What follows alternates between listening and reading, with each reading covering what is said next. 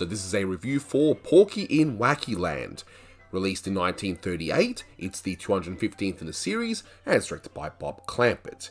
You can find this short on the Looney Tunes Golden Collection Volume 2 DVD set, the Platinum Collection Volume 2 Blu-ray set, and it's also on the Porky 101 DVD set. I'll have links below to all those sets. So in case you haven't seen this one before, I mean, it is a pretty popular cartoon, but just in case you're one of the few that hasn't seen it, it is under copyright, so I can't show you the full thing here. But Porky goes to Wacky Land, a very weird and very, I guess, Dali-esque place, where he sees all these weird and wacky characters in his hunt for the Dodo, whom he eventually encounters. Yes, I'm really the last of the Dodos.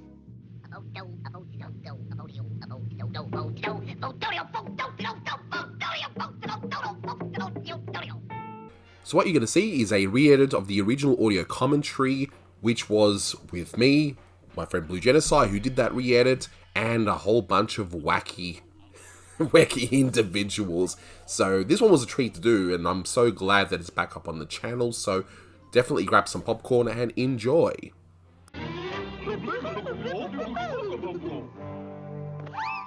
He says his mama was scared by a pawnbroker's sign. And we've got a bit of a treat for you today. There are 6 wacky individuals in this commentary. Say hi all at once, like the Dodo later on. Hello. Hi.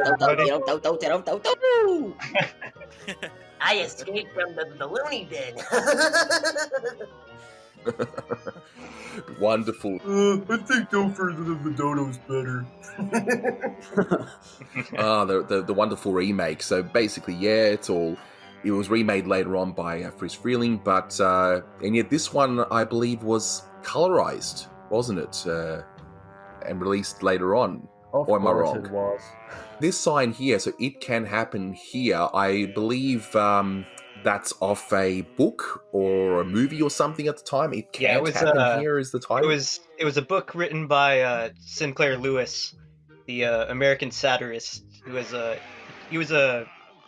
Chuck Jones is a big fan of his work, but I don't know why it's on that sign. I guess it was just like a contemporary thing, but it's in keeping with the spirit of the cartoon. So, of course, and we're not laughing at you, and we're definitely not laughing at you. We're laughing at the cartoon. I love this part right here. It's absolutely amazing. See, yes, this isn't even like that normal to me anymore, because this is what I see in my fever dreams, art school and all. Wait a minute, we're supposed to see something other than this on a normal basis? I thought this was normal. Yeah, but it's so good we can forgive it. Hey, it's Cat Dog. Cat Dog. It's Cat Dog, yes. Cat Dog. What do we do, Cat Dog? Gee, who's this referencing? Who are these guys? I wonder. Who are they? I don't know, Mal. Who are these fellas? Shut up. Hey, leave them alone. Yeah, sorry, that's my P2 just done. Hey, you button up. The Dodo didn't appear anywhere else in the golden age of Looney Tunes. He reappeared later on, didn't he, in Tiny Toons, I think? Yeah. Yeah. Like a younger version, though, like Yo-Yo Dodo or something like that. Who wasn't half as good, of course. Oh, wait, wrong show. Oh, God. Oh. Let us not speak of that show. Clampett was, I don't want to say the word shackled, but kind of, because he had Chuck Jones with him on those, admittedly wonderful cartoons, but this felt like he was unshackled. And then he's now on his own, and he's like releasing all this pent-up energy, and yeah. As soon as Chuck was off, Clampett was free. As free as the wind. It's kind of weird because he like goes full on nuts for like this, and then there's Porky in Egypt, Daffy Duck, just like completely wild cartoons, and then he does like the most boring, weird things like We the Animal Squeak. Then he gets bored with everything. And we're back, and in audio form, the best form there is, because we love our old-timey radio shoys on this channel. Well, not really, but so Right. That's right. We always like to sing. I love the singer and all that stuff as well. We're just We're a bunch of crazy kids here. We're going to have some fun with one of the greatest cartoons ever made. We're going to have a roundtable discussion. Eli's going to go first because he will probably have to leave fairly soon because he has to meet up with They with found the out Dodo. I escaped from the loony bin, so they're gonna arrest me soon, so I gotta flee.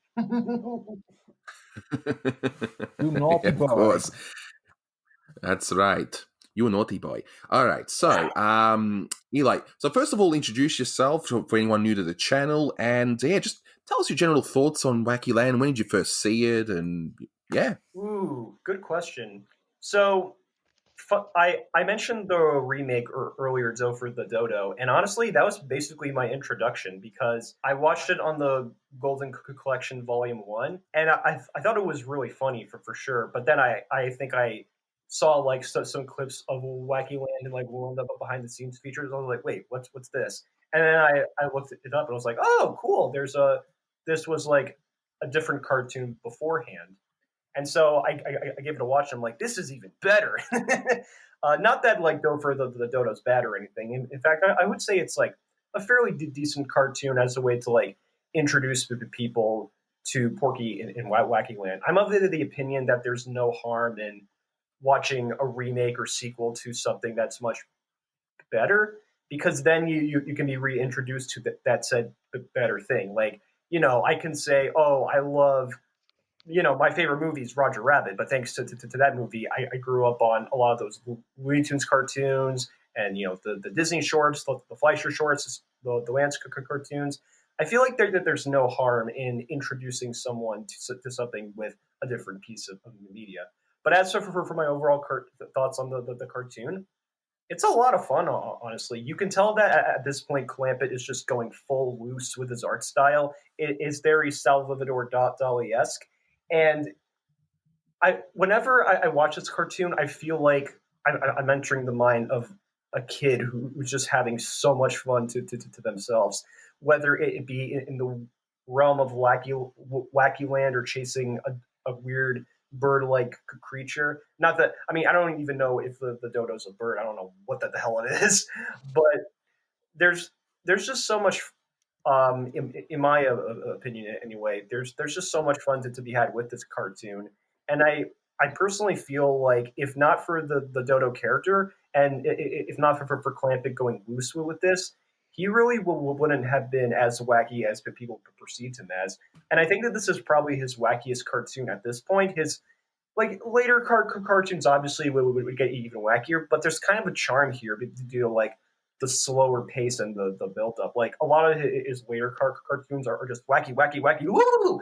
But here it's like a good mix of the more slower pace in his other cartoons at this point, and just going full blown nuts. So in many ways, Wacky Land is also a good building pot for Clampett to just take it easy before really going insane. But anyway, that's how I feel about it. Now, if you excuse me, I gotta get out of here.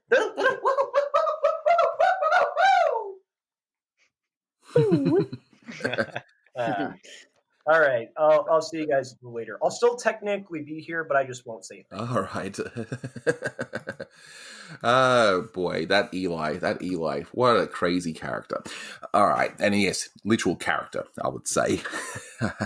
So, let's continue on. Who wants to go next? I guess I can. No one wants to go next. You want to go next? Yeah, sure. Are you sure? You sure? Yeah, sure. All right. All right, Okay, Austin. Okay, so my overall thoughts, of course, it has been said better elsewhere, but I guess I'll just give my 2 bits on it. Clampett was kind of restrained with Jones and his overall Disney take to the cartoons, which isn't as easy to observe and to notice in the Clampett cartoons, of course, because they weren't fully his cartoons as much as his cartoons that he fully directed were later on in the 30s. But they still come off as a very Disney kind of cartoon, at least in style, not so much in the humor or gags, of course, because it's a Bob Clampett cartoon. But this is the first cartoon that Clampett did solely on his own without Chuck's involvement in any way. Chuck, I think he was going to lay out this cartoon and continue his usual duties, but he picked up Frank Tashlin's unit of animators and storymen, and Clampett laid out the entire cartoon himself, as well as doing all the story sketches, because he didn't think anybody would be able to capture the wackiness that he had in mind for this one. But it really feels nice to see Clampett just going full-on wacky, something that he hadn't really done so far yet, because of course he was restrained by Chuck for a while. He goes full-on wacky for a few more cartoons with like the Daffy Dog and Porky in Egypt, which would come in the same year as Wacky Land.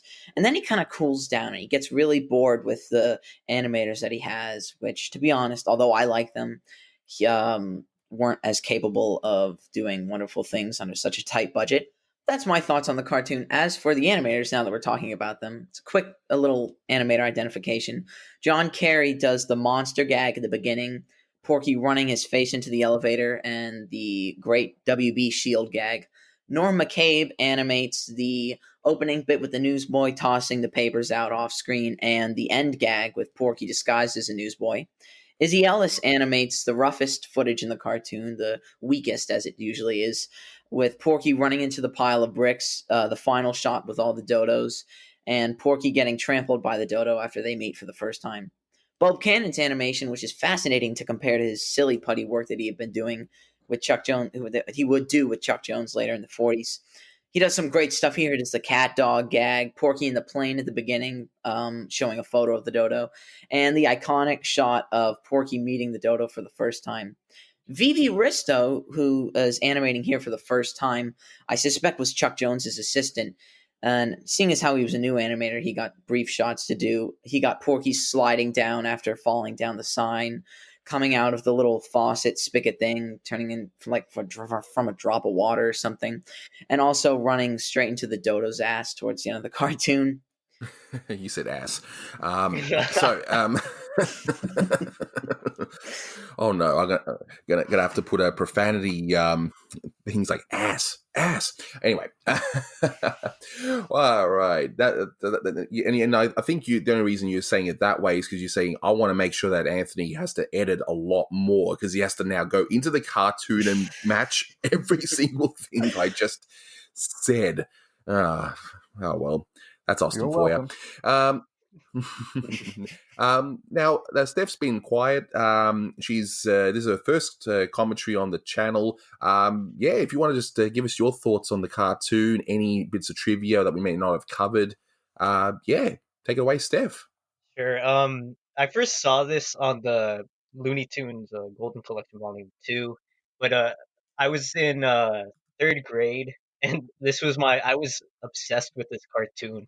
I just loved Bob Clampett, and I loved learning how to draw. So I'd freeze frame all the drawings and try to learn how to copy them. And then I would make little comic books, and then I'd bring them to school and show them to all my friends. And then I'd unfortunately take credit for other people's drawings, unfortunately, but I was young then. But I love this cartoon so much. I think it's Bob Clampett's best cartoon he ever did. It's certainly it's like Bob Clampett's mission statement, if you will. I'm not even going. It's like he's saying, I'm not even going to try to make something sophisticated. I'm just going to give you pure, uncut, undiluted, funny business, and that's what he does. I get a Picasso vibe from the background drawings, a little bit of Salvador Dali, and kind of looks like a Crazy Cat, the old comic strip by George Harriman, with the angular trees and everything in the background. But it's a beautiful cartoon. I wish I could say that I enjoy Bob Clampett as much now, but now I find myself enjoying stuff with a little more structure. But when you're a kid and you see stuff like this for the first time, it really, really leaves a big impact on you. Great cartoon. Well said. Now, let's have a look, because I know Fox is eager, but I think we'll leave Fox to last, because we'll leave the craziest individual last. Mr. Blue Genocide. Hey guys. So what are your thoughts on this one? And just, take it away, All right. Blue. So, as everybody knows, Bob Clampett is one of my favorite animation directors from this period and during the 1940s as well. In fact, I think his stuff at the very end of his career at Warner Brothers, 1946, is probably the best stuff if you just want a quick summary of what I think of Bob Clampett. But believe it or not, I've seen the remake, Do for the Dodo, way more times as a kid because, of course, that one's in color, and I was born after the big colorized craze of the 80s and early 60s and stuff. So I didn't see those. But as for seeing the original, I have a couple times, obviously, since then.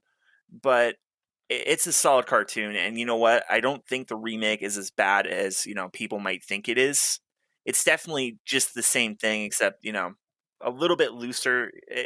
It's still a good time, but I guess to keep it short and blunt, this is a great cartoon. Even though the Dodo basically appeared only twice, like the Tasmanian Devil, who only showed up in maybe a handful of cartoons in the classic period, he's just about as iconic as the rest of the characters like Marvin the Martian and Yosemite Sam and Elmer Fudd and all of them. So I would say that, this is a great cartoon, and thanks for having me. Oh, you're always welcome on this channel. And to everyone watching, Blue also does some wonderful commentaries, so definitely check him out. I even did one recently with him, so if you want to know, if you want to see me discussing a commentary on Bugs Bunny with Blue, definitely check it out. I'll have a link below. So I just want to, just want to add real quick, when I'm not getting hit by copyright strikes. So, Fox, I know he's itching to have his say on this one. So, Fox, when did you first see this? And just your general thoughts on the cartoon. Well, I agree with mostly everything that has been said. When I was really young, I had this VHS tape. It had 10 cartoons on it, 10 Warner Brothers cartoons. And the last one would be Do of the Dodo. So I also grew up with just a Freeling remake. I remember seeing it back on the Golden Collection later. And when I got the second volume, suddenly there was the same cartoon in black and white. And I was like, why would you put the same cartoon on this, but just without the color? What's going on? And I just didn't watch it. I was like, I have the color version. Why should I watch it in black and white? And much later, I figured out it was actually a different cartoon and directed by someone else. And there are a few things that have been changed in the remake, but I was never really able to point it out. I know the ending is different, but now I generally mix the two up. But no, I love this cartoon. I love the design of the Dodo. I love the madness. I think it's actually not similar, but I put it in the same category as Porky in Egypt, which is an all-time favorite of mine. I think I love that one even more. It's not so much the same, but it's the madness of Bob Clampett that it really shows in these cartoons, and I just love it. I just love when things go crazy for no reason. So these are definitely among my favorites of all time. And also, I know this particular cartoon, Porky in Wackyland, it inspired a lot of other artists and even cartoons. I don't know if you've been keeping up with a recent SpongeBob, but they made an episode called SpongeBob in Random Land, very obviously taken from Porky in Wackyland. Although I've not heard a lot of people make the comparison. I think it's very apparent when you watch it. It's not as good. It's very ADHD-like, hyperactive comedy. And they try to do the same thing, basically, SpongeBob style. But it's nice they pay the homage. And I think it's just crazy how Bob Clampett was able to make this cartoon without having used LSD. Well, he certainly had a big that's basically imagination. what I think about it. Yeah, sure. It was very imaginative. Oh, definitely. And he was young, too. He was only in his 20s when he made this cartoon? He was 24. Jeez, oh my gosh. So 24, and he was made such a masterpiece, and and here I am, at the time of this recording, I'm 35, and I'm like, what have I done with my life? But anyway, that's just that could be a whole new podcast topic. In any case, but so What has Austin, Anthony you've done with his life in 45 minutes? what? That's right. It'll be so bad that it'll still be captured by the copyright people at Waters for whatever crazy reason. They'll deny it, even though it's got no Warner Brothers footage. They'll be like, "No, this is too sad." Just don't mention your uncle. No, I won't mention Never anything. mention your uncle. Yes, he's a bad uncle, but but anyway, that's another thing entirely. But Austin, I believe you've got some other types of research. Did you have anything else that you need to share in relation to this wonderful cartoon? I'm glad you asked that because I actually do have quite a bit. First thing I want to go over is the some staff reaction to this cartoon. The Warner cartoon staff was typically asked to write their thoughts on each cartoon before it went out to theaters. But, it was just typical routine, just typical part of the workday. But when Porky and Wacky Land was screened, the staff loved it. And here is some of the staff and their thoughts on the cartoon.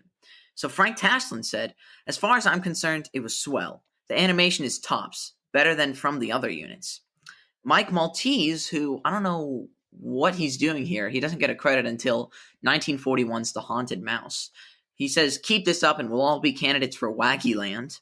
Lee Larson, I'm not sure who that is. I guess I'll try to find out. "One of Clampett's best. It's just too bad such a good story wasn't done in color." Then 11 years later, of course, Do for the Dodo comes along. Now, I did find some layouts from this cartoon that I'll show and send to Anthony so he can overlay them here. Speaking of layouts, Clampett himself said that since Chuck left, as I said earlier, he did the layouts for this one. Character layouts, not only that, but he also did background layouts. So all those wonderful drawings were all Clampett and most likely painted by Dick Thomas. He also did the story sketches, and he did all that because not only did Chuck leave, but he didn't know if anyone could draw like he wanted to. So he just wanted to get his vision out there. And one more thing, the Clampett cartoon that comes before this, no, it's 3 cartoons before this, I think, Injun Trouble. There's a character there named Injun Joe. Injun Joe was actually originally going to be in this cartoon with Porky as like his co-star. But of course, no one knows who Injun Joe is and no one cares who he is. And when the storyboards became so heavy with gags and just so wild, Injun Joe's part was cut out entirely. One last thing, this cartoon's whole idea was originally inspired by an actual article that Clampett read about someone going on an expedition to Africa to hunt for a rare bird. So, I mean, there you go. All great films come from real-life scenarios. That confirms it. What I'm going to do is I'm going to break down this cartoon by putting text over these scenes, and I'll put it up on archive.org or maybe Dailymotion, and I'll leave a link, and Anthony, I'll just put it in like the comments section. You can pin the comment or whatever so people can see more identifications if that's what they really want. Absolutely. I'll be glad to have that in there because, yeah, it's one of those shorts that's, I guess, more easily identifiable rather than, I don't know, an early Bosco short or something. I know this cartoon has been preserved into the National Film Registry. Do other WB cartoons have that? Yeah, I think in the 90s or like the 2000s they went back and they got like a lot of the ones they needed to have. I know What's Opera Doc and Duck and Muck are in there for sure, but I'm not sure about the others. Buddy's a Wild Hare, Bearcats. maybe. Oh yes, Buddy's Bearcats. That's in there. Okay, Buddy's I can Day read it Out. off. I can read off the list. Bosco Cool the Cat. Lumberjack, Rhythm Okay. and the Bow. These are classics. They have to be there. Everybody knows these. The ones included in the National Film Registry are Porky and Wacky Land, which was selected in 2000, Duck Amuck, which was selected in 99, One Froggy Evening, which was selected in 2003, and What's Opera Doc, which was selected in 1992. Those Nice. 4? I don't know. Oh. Yeah, I have they no need to have more. idea if the Academy Award winners are immediately in that. I don't think they are, but according to Wikipedia, that's it. No. Those 4. Yeah, that would make sense. So I guess they should be adding more. I mean, what should they add in there? I mean, aside from Buddy's Bearcats, of course, what should they add in this registry? I'm just trying to think. I mean, a wild Cool hare Cat should be goes in for there. a walk. Yeah, Cool Cat well, I goes would for a Cool Cat say- walk. is, but That should be in there. But my I guess serious answer. I know it's a Wacky Land commentary, but one serious answer I have for that would be a wild hare. That has to go in that registry, in my opinion. I would say a wild hare and the the hunting trilogy. At least like one of them should be in there. Yep. Also, I Duck would agree. Dodgers in the 24th and a half Three century. Little Bops. And as for Yeah. other cartoons, maybe like some of the Oscar-winning, Three Little Bops, and maybe like some of the Oscar-winning Tom and Jerry's, and like There hasn't Popeye been- and Sinbad. According hasn't to popular videos on Anthony's channel, Pigs' Pig should be there as well. I can't believe there hasn't been one added in 17 years though. That's like crazy. Nuts. Yeah. It's long overdue. But if I was a betting man, I'd say the next one on there would be a wild hare. Given that Bugs' 80th anniversary is still fresh in everyone's minds, but I could be wrong. They could just go straight to Cool Cat, or even better, the Groovy Ghoulies special. That's Maybe Merlin the That Mouse needs to- falls off of a magic cliff. Why isn't the Sensor Oh. 11 there? I think if they- someone preserved. I think someone like buried a print of Coal Black a while ago for like preservation purposes. But Manny, you seem to have a bit of a differing view on Porky and Wacky Land. Is that right? I was afraid you would bring this up. Okay. What? I don't dislike Porky and Wackyland. It's definitely one of the best shorts that the studio ever made. It was groundbreaking compared to a lot of the other stuff that was coming out, not only in the Schlesinger studio, but other studios like this. You could see why it left such an impact. But I don't know. I don't know what's wrong with me. Well, there's a lot of things wrong. Let me start from the beginning. No, but Yes, there is. I just don't enjoy it as much as some of the other later and earlier Clampett shorts. And I didn't see this first. I mean, I saw this first as opposed to Do for the Dodo because I think I first saw Porky and Wacky Land on Cartoon Network sometime in like the early 2000s when I first got into this whole hobby.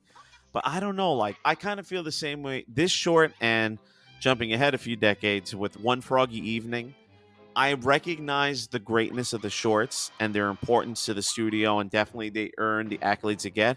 But I just don't. I don't know. It's not one of my personal favorites. Not one of my go-to ones. And I know that's a hot take if there ever was a hot take. But I don't know. There's just something. He's evil. Evil. There's my second Simpsons reference.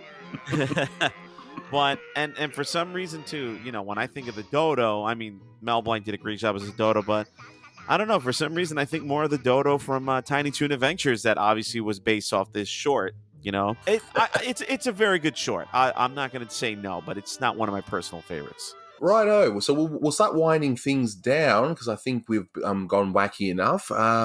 So I reckon we each, you know, do our best Dodo impersonations to finish it up. So who wants to go first with their Dodo impersonation? Don't everyone I guess flood I'll me at go once. because I kind of did mine already like twice, but woo!